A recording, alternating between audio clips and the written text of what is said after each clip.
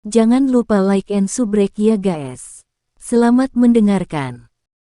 Xiaoyan menyaksikan pertempuran di kejauhan dengan ekspresi kaget di wajahnya. Gelombang sisa sesekali yang dipancarkan dari pertempuran menyebabkan hati Xiaoyan bergetar. Menurut perhitungannya, jika dia tidak waspada dan terkena gelombang remanen yang dipancarkan dari pertempuran ini, dia akan langsung terluka parah. Apakah seperti ini pertarungan antara Do Wang? Xiaoyan tidak bisa membantu tetapi menelan ludahnya saat dia dengan kosong menyaksikan retakan besar menyebar dari tempat pertempuran antara ketiganya berlangsung. Bang! Sebuah ledakan energi yang kuat tiba-tiba terdengar saat pasir kuning memercik dan memenuhi langit. Sesaat kemudian, pasir kuning sedikit demi sedikit berhamburan.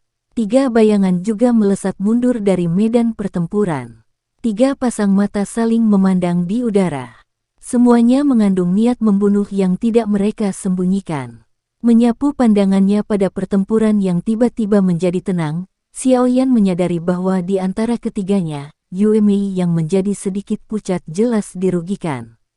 Yan Xi dan Feng Li, di sisi lain, pakaian mereka hanya sedikit robek karena upaya gabungan mereka. Ki mereka tetap tenang dan kuat. Ternyata, luka mereka tidak parah. Sungguh manusia yang tidak tahu malu, sendirian, aku memang bukan tandingan kalian berdua. Namun, jika saya ingin meninggalkan gurun ini, Anda berdua tidak memenuhi syarat untuk menghentikan saya.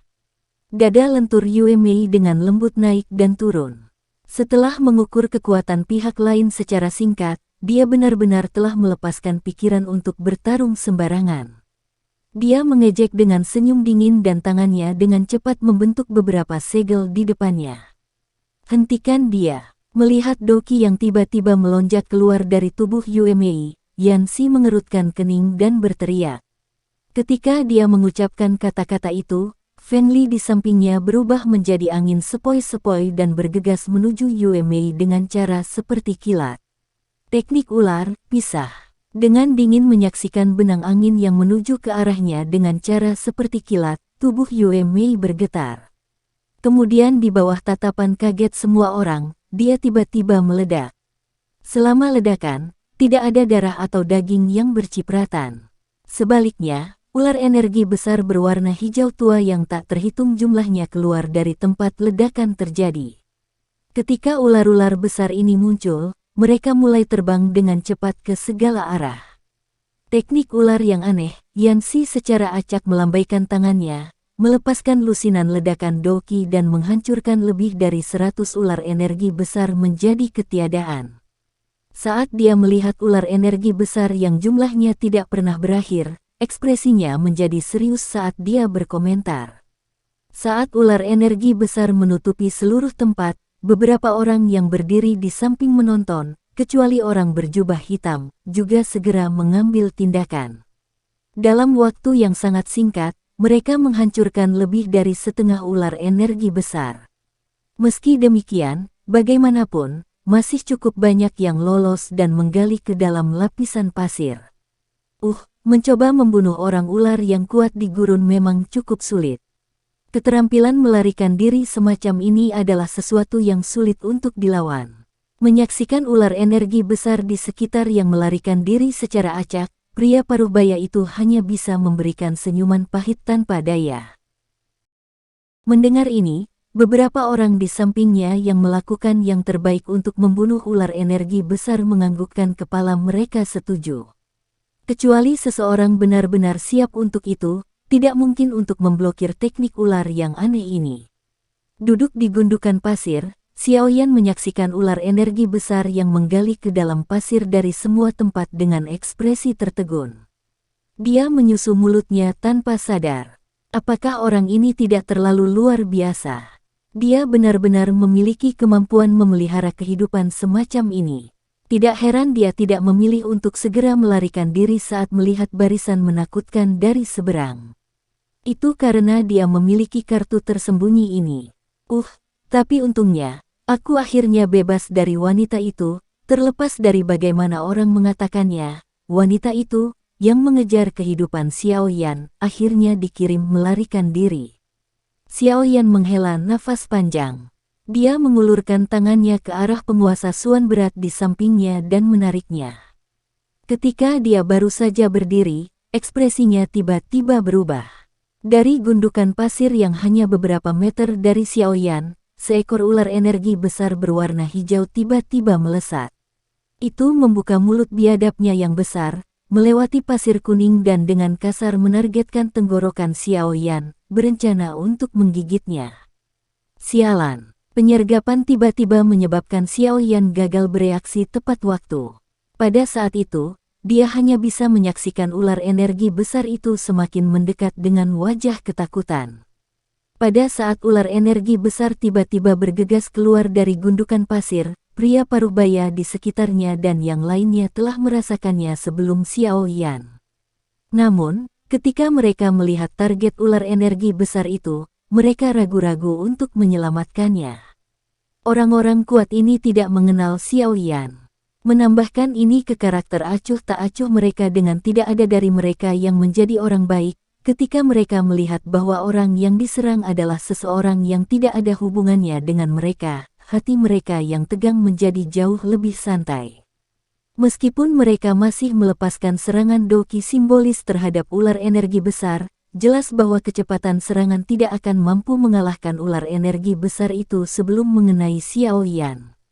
Xiaoyan mungkin menghadapi bahaya yang akan segera terjadi tetapi dia masih berpikiran terbuka tentang lingkungannya. Ketika dia melihat sedikit perubahan pada orang-orang ini, hatinya tenggelam dan sudut mulutnya bergerak-gerak.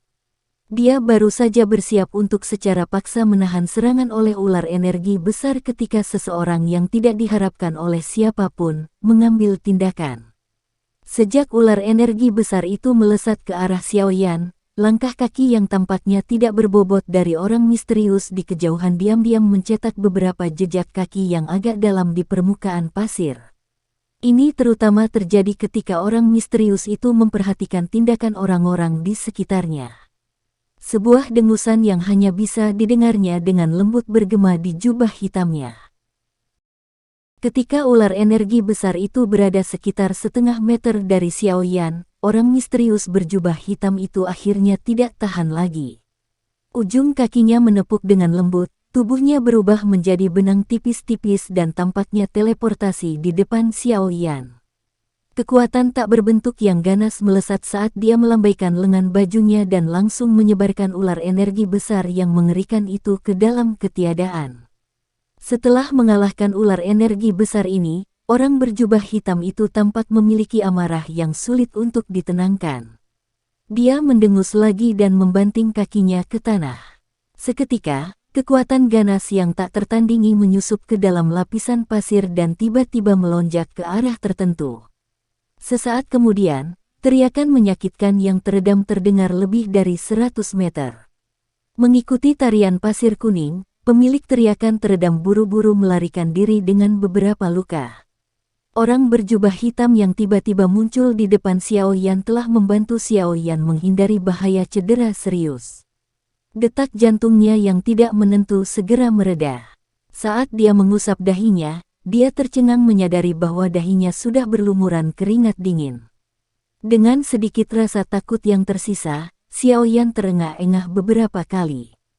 Dia kemudian melihat orang misterius berjubah hitam dengan tatapan hormat dan berkata, "Elder, terima kasih telah menyelamatkan saya." Jubah hitam itu bergerak sedikit tetapi orang di dalamnya tidak berbicara. Tampaknya dia mengangguk. Di padang pasir yang luas, pria parubaya itu dan beberapa lainnya memasang wajah tercengang saat mereka memandang orang berjubah hitam misterius yang tiba-tiba bertindak. Mereka sangat akrab dengan orang ini. Dia memiliki karakter paling acuh tak acuh di antara semua orang di sini. Lupakan tentang orang asing yang sekarat di depannya, bahkan jika ada lebih banyak kematian, dia akan tetap membuka matanya dan menonton dengan acuh tak acuh. Selain mereka yang memiliki hubungan dengannya, dia sangat jarang menyelamatkan seseorang. Jadi, ketika semua orang melihat bahwa dia benar-benar menyelamatkan seorang pemuda yang tidak dia kenal, mereka agak heran. "Keke, adik kecil ini, apa kamu baik-baik saja? Anda benar-benar berani untuk datang sendiri ke wilayah pedalaman gurun." Jika kami tidak merasakan riak energi yang kuat di sini malam ini, Anda mungkin benar-benar telah ditangkap dan dibawa kembali oleh wanita itu. Ekspresi heran di wajah pria paruh baya itu menghilang dalam sekejap dan dia berjalan sambil tersenyum saat dia berbicara dengan Xiao Yan. Saya baik-baik saja. Terima kasih, para senior. Xiao Yan menatap pria paruh baya itu dan berkata sambil tersenyum. Jangan tinggal di sini lebih lama lagi. Tempat ini akan segera berhenti damai.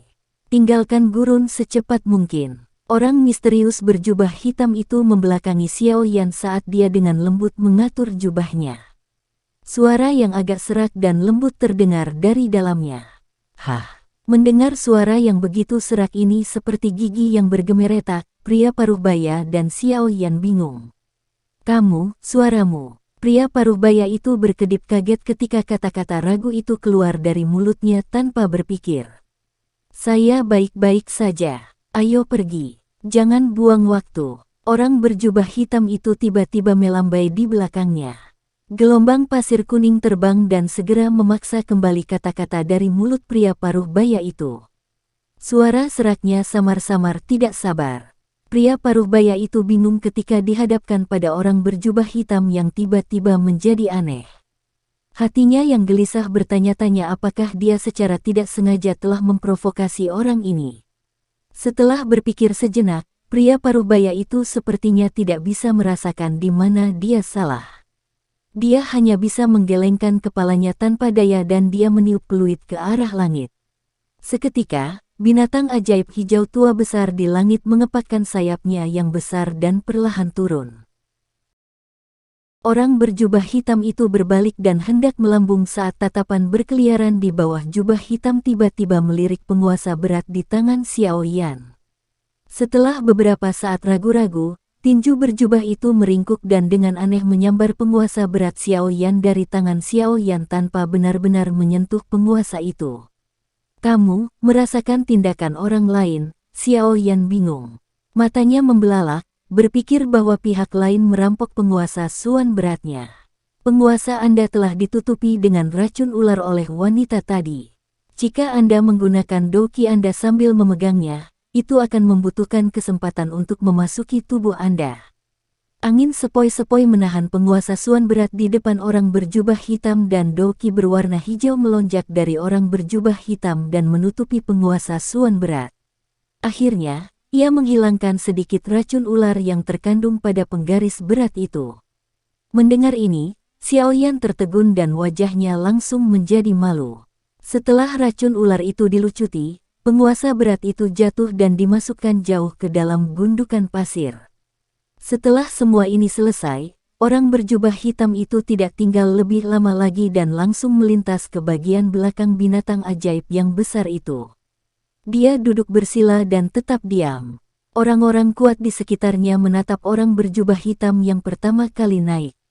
Mereka kemudian menggunakan tatapan aneh untuk menyapu Xiao Yan. Hati mereka dipenuhi dengan kecurigaan saat mereka bergumam, sungguh aneh.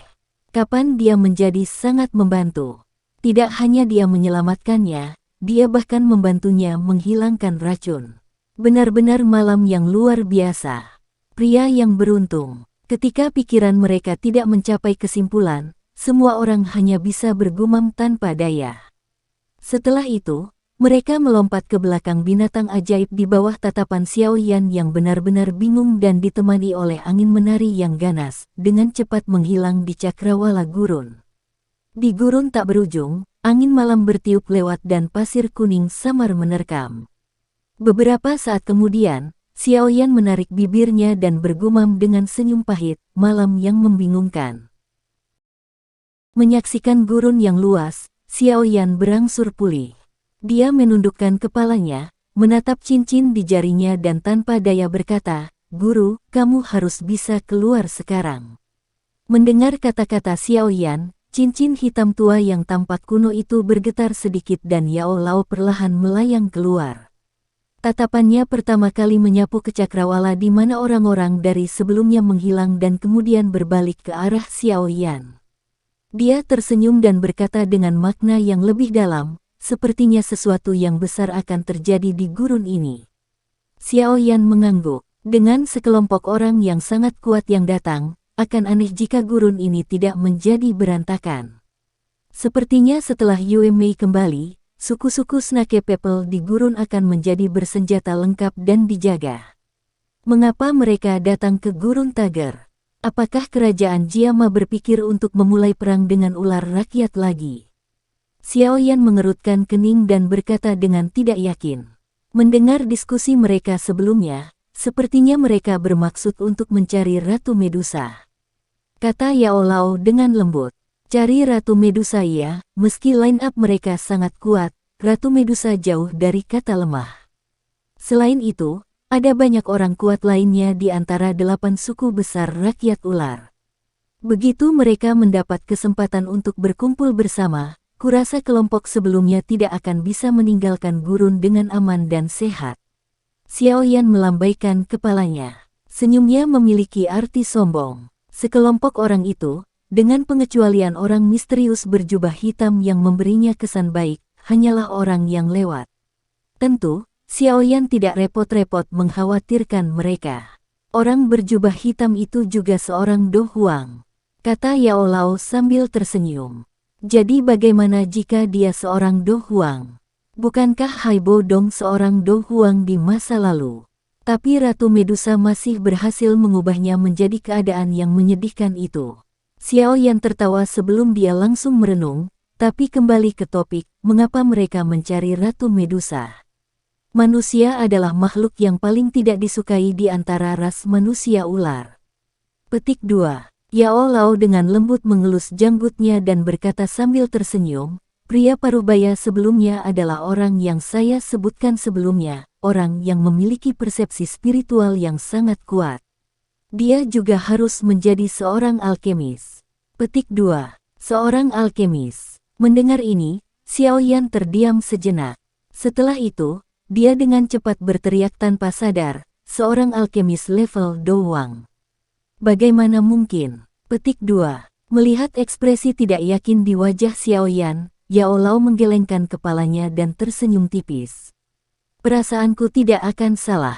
Dia memang seorang alkemis. Petik 2. Melihat senyum lembut Yao Lao, Xiao Yan juga perlahan menjadi tenang. Dia merajut alisnya erat-erat dan dengan lembut berkata, jika dia benar-benar seorang alkemis, maka dengan kekuatan Douangnya, bukankah dia setidaknya akan menjadi alkemis tingkat 6? Tapi di Kekaisaran Magia sekarang, hanya ada satu alkemis tingkat 6. Mata Xiao Yan semakin mengecil saat dia mengucapkan kata-kata itu. Dia menghela nafas panjang, seolah memuntahkan semua kejutan di hatinya. Beberapa saat kemudian, dia akhirnya berbisik, jangan bilang kalau pria parubaya sebelumnya adalah Pilking Gu He. Jika orang itu benar-benar Gu He, maka tidak mengherankan jika dia mampu mengumpulkan begitu banyak orang kuat. Kata Yao Lao sambil tersenyum. Dia tahu betul kemampuan menarik seperti apa yang dimiliki seorang alkemis tingkat 6. Hei, benar-benar tidak terduga, Xiao Yan menggelengkan kepalanya dan tertawa pelan. Ada ekspresi aneh dan tidak dikenal di wajahnya.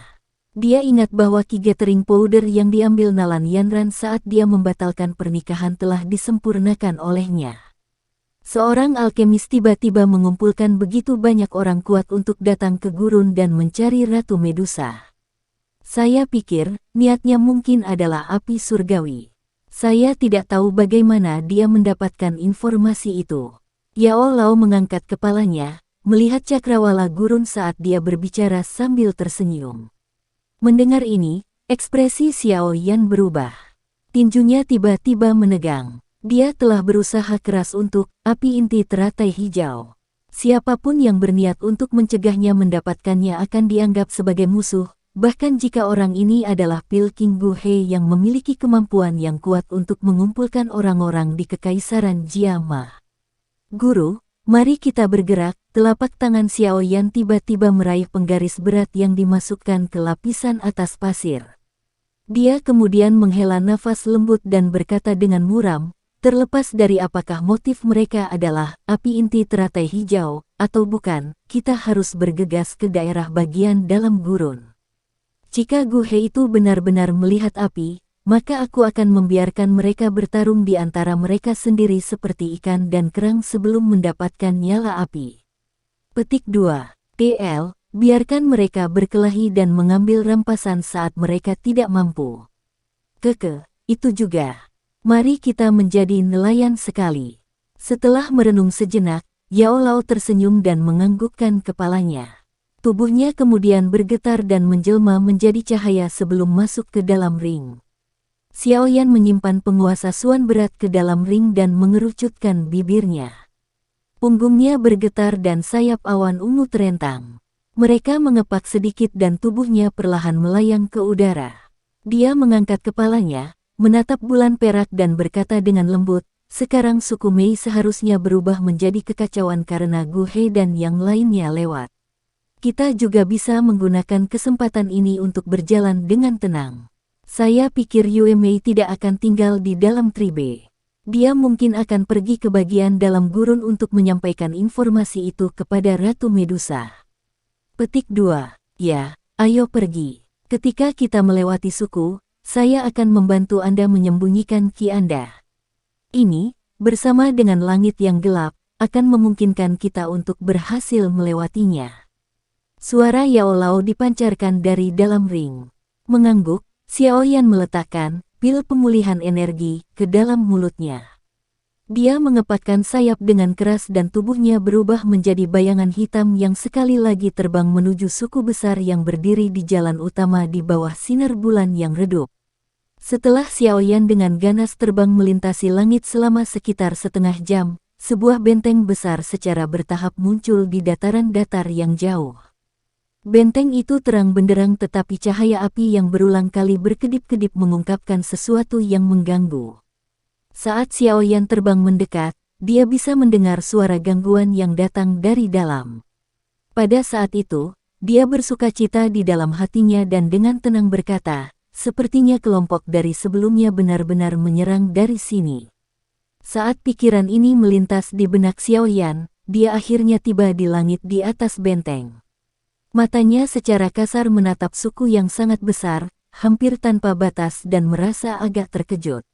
Tembok kota yang tingginya puluhan meter dipenuhi dengan menara pengawas yang tak terhitung jumlahnya.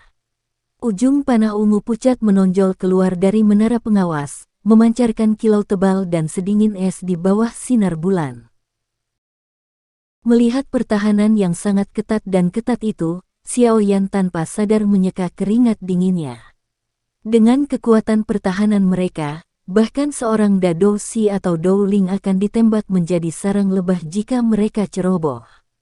Pertahanan benteng sangat ketat, tetapi Xiaoyan bersukacita ketika dia menyadari bahwa pertahanan yang sangat ketat ini telah diterobos dengan paksa, meninggalkan sebuah lorong besar. Menara arloji yang berada di dekat lorong semuanya dihancurkan menjadi bubuk dengan kekuatan yang sangat besar. Jelas, sisa-sisa ini adalah karya Gu He dan kelompok itu sebelumnya. Mungkin itu karena kehancuran yang tiba-tiba ini, tetapi seluruh benteng besar telah jatuh ke dalam keadaan panik. Menggunakan situasi panik ini untuk keuntungannya, Xiaoyan beruntung bisa melewati tembok yang sangat dipertahankan. Dia terbang ke dalam benteng melalui langit dan kemudian terbang menuju ujung lain dari benteng tersebut. Saat dia terbang tinggi ke langit, Xiaoyan sekali lagi merasakan ukuran benteng yang sangat besar. Jika seseorang membandingkan ukuran, bahkan kota terbesar yang pernah dikunjungi Xiaoyan, kota Batu Hitam, akan kesulitan membandingkannya. 8 suku besar memang kekuatan terkuat dari rakyat ular. Xiaoyan tidak bisa menahan nafas emosional saat dia terbang dengan kecepatan tinggi melalui langit malam. Kami meninggalkan benteng. Hati-hati. Ada lebih sedikit menara pengawas yang rusak di sini dan tidak banyak kekuatan pertahanan yang hilang.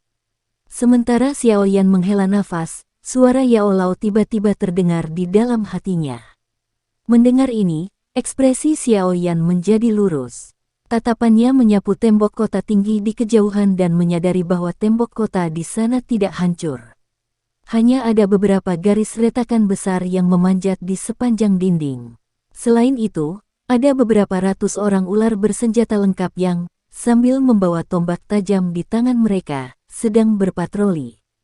Ao, sama seperti Xiao Yan berencana untuk menyerang melalui lapisan pertahanan terakhir sekaligus, raungan aneh yang terdengar seperti campuran lolongan serigala dan teriakan rubah tiba-tiba terdengar. Mendengar raungan ini, ekspresi Xiao Yan dengan cepat berubah. Dia mengangkat kepalanya dan menemukan bahwa di atas kepalanya, ada seekor burung besar eksentrik hitam gelap terbang di sekitar. Jelas, itu adalah semacam sistem peringatan yang dipasang oleh orang ular di udara.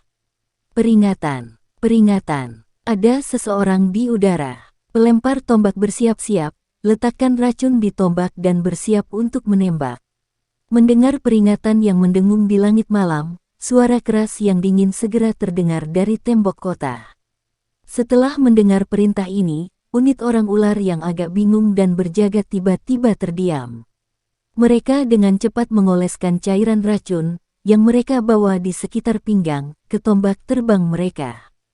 Dengan ekspresi garang di wajah mereka, mereka menyaksikan Xiao Yan yang terbang liar ke arah mereka. Kami telah ditemukan, kepala Xiao Yan terasa sedikit mati rasa saat dia ditatap tajam oleh beberapa ratus tatapan. Seketika, dia tidak punya waktu untuk memikirkan burung hitam besar yang sedang berputar-putar di atas kepalanya. Sayap awan ungu mengepak dengan cepat dan tubuhnya berubah menjadi berkas cahaya hitam gelap yang terbang menuju tembok kota. Arahkan ke tempat Wolf All berada. Tembak dia. Di tembok kota, seorang wanita ular es dengan tubuh anggun menatap Xiao Yan, yang berada di udara, dengan mata geram tapi indah. Sesaat kemudian, dia dengan dingin dan lembut memberi perintah. Setelah perempuan ular memberi perintah, beberapa ratus manusia ular yang bersenjata lengkap di tembok kota segera berteriak keras. Sisi kanan mereka mundur dan mereka memutar tubuh mereka ke samping. Setelah itu, mereka tiba-tiba membungkuk ke depan. Seketika, tombak panjang di tangan mereka yang dipenuhi racun terlempar ke depan. Suara siulan tajam mereka bergema di seluruh langit malam. Manusia sialan ini, apa mereka pikir suku Mei kita begitu mudah dibuli? Mereka benar-benar berani berulang kali masuk ke kota kami lagi. Wanita ular yang sedingin es mengatupkan giginya dan dengan marah berkata saat dia menggunakan mata dingin yang tebal untuk melihat Xiao Yan yang dikelilingi oleh serangan tombak panjang. Kelompok Guhe, yang merupakan barisan depan, telah dengan paksa masuk ke kota ketika tidak ada penjaga yang kuat di dalam suku tersebut. Bagaimana bisa wanita ular ini, yang jelas memegang posisi cukup tinggi, tidak marah sekarang karena Xiao Yan datang sendiri seolah mengejek mereka. Menatap langit dengan tatapan sedingin es, wanita ular yang sedingin es itu tampaknya telah melihat wajah ketakutan dari seseorang yang akan segera mati. Bibir merahnya terangkat menjadi ikal haus darah saat dia menunggu pesta darah di udara. Dia bisa dengan jelas merasakan bahwa manusia di langit hanya memiliki kekuatan dosi. Meskipun dia tidak mengerti mengapa dosi ini bisa terbang, itu tidak menghalangi niat membunuh di hatinya. Seorang dosi hanya memiliki satu ujung di bawah serangan tombak racun ini dari segala arah, yang akan ditusuk menjadi banyak potongan kecil daging. Namun, di bawah beberapa ratus tatapan di tembok kota, nyala api putih yang tebal tiba-tiba melonjak dari manusia yang terbang di langit tepat saat tombak racun hendak mengenai tubuhnya. Setelah itu, dia menyerang langsung ke tombak racun yang menembaki dia dari segala arah. Sesaat kemudian, orang ular menyaksikan dengan wajah tercengang saat sosok manusia api sembarangan menerobos sekelompok tombak racun yang melambangkan kematian. Tubuhnya tidak membuat jeda sedikit pun saat dia terbang keluar dari tembok kota seperti kilat dan akhirnya dengan cepat menghilang ke dalam malam. Sialan dia. Saat dia menatap kosong ke belakang yang menghilang dalam sekejap, wanita ular yang dingin di tembok kota tiba-tiba meninju dinding di depannya. Seketika, banyak garis retakan mulai menyebar, mengejutkan para prajurit Snake People di dekatnya sampai mereka tidak berani berbicara. Bersihkan kota, tetap di tembok kota. Segera kirimkan informasi kepada semua suku orang ular terdekat. Pada saat yang sama, beritahu para pemimpin 7 suku besar lainnya. Minta mereka untuk segera mengirimkan kekuatan terkuat mereka dan mengelilingi kelompok manusia keji ini. Mari kita pastikan mereka mati di gurun ini. Wanita ular yang sedingin es itu menatap langit malam yang gelap gulita. Suara dinginnya dipenuhi dengan niat membunuh. Sekian dulu ya guys. Terima kasih sudah mendengarkan. Bye-bye.